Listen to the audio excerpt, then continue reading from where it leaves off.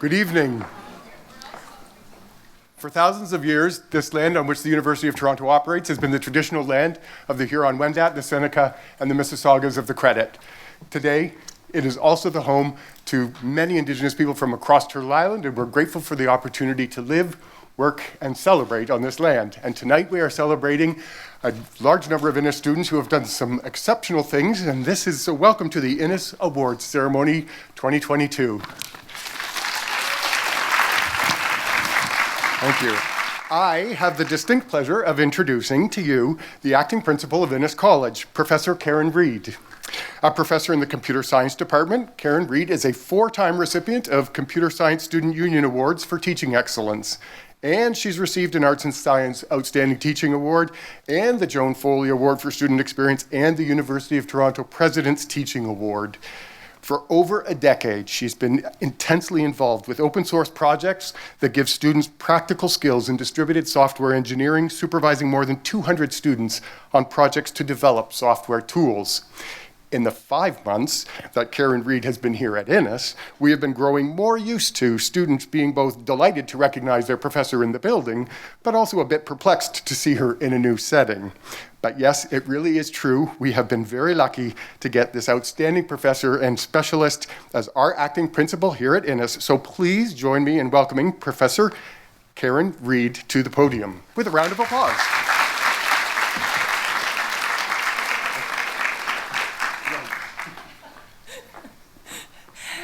Thank you, Donald. That was an absolutely lovely welcome, and it gives me great pleasure to be standing here as the acting principal at Innis College. What a wonderful place to be, and what wonderful students that we get to celebrate this evening.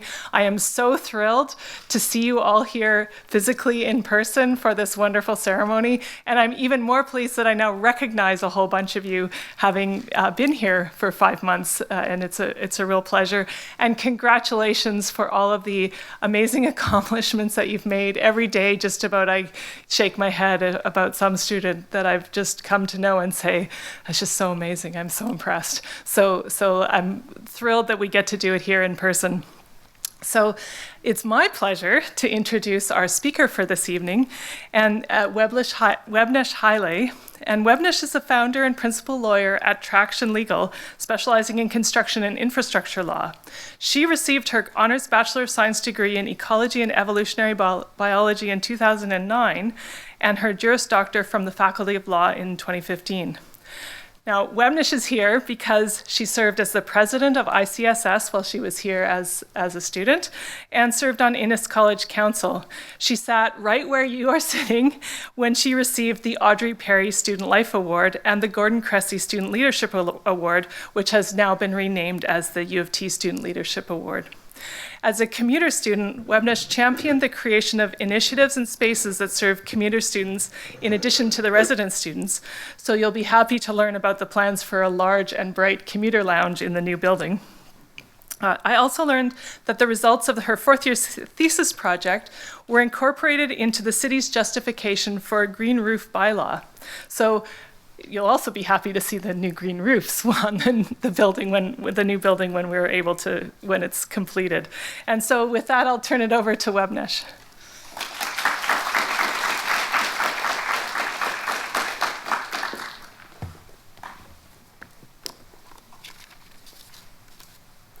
Thank you so much, Principal Reid. Good evening, students, faculty, staff, and friends. My name is Web Haile, and as Principal Reid mentioned, I completed my BSc here in 2009, was a former ICSS president and member of the ICC, and am now privileged to be able to be here with you today to speak to you. Clearly, I like this place a lot. 15 years ago, I was just beginning my U of T journey. I remember touring this very building with fewer modifications, and deciding as a commuter student to choose Innis College because of its sense of community, something that I was worried I would have a hard time building as a commuter student at a less intimate college. Even as an uncertain 17-year-old, I sensed that this was a special place with special people. And over the course of my undergraduate studies, I was proven correct time and again, although the tour wasn't very helpful because I still got lost at least twice during orientation, and I don't think I figured out the Innis College stairs until second or third year. I know you all feel it today, but after more than a decade out of this place, my appreciation for Innis has only deepened. My time at Innis has formed the foundation of a successful legal career, first as a young associate at a large Bay Street law firm, and now as the principal of my own construction and infrastructure law practice.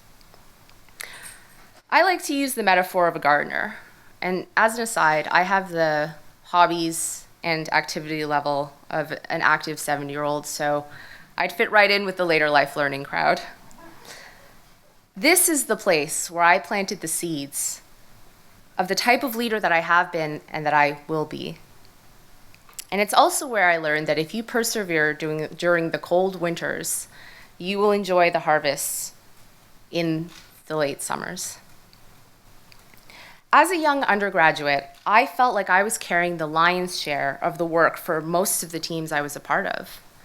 Owning the schedule, making sure we were adhering to it, checking in with team members, picking up the slack for less committed members, and generally moving the ball forward. Over time, it became increasingly tiring, and I began to resent stepping into the vacuums of leadership all around me. Maybe some of you, strong leaders in your communities, feel this from time to time. When I became ICSS president in my third year, my perspective began to shift. I was working with an amazing team at the ICSS, and I began to focus more deeply on the team members as individuals with unique hopes, goals, and perspectives, building authentic trust to support the work ahead. As I stepped back and created more space, more encouragement, and more questions, I began to notice our community stepping forward and taking ownership of projects and tasks. I used to grudgingly complete myself. The dynamic became less about me pulling people along and more about the team collectively pushing each other forward. This resulted in great new ideas being developed, ideas that were much better than the ones I would have generated on my own.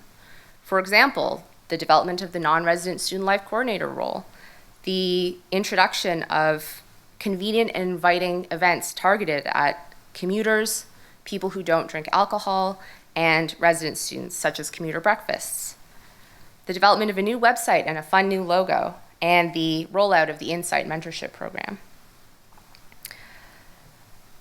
Perhaps the biggest thing I learned while at Innis is that the gardener can't do it alone.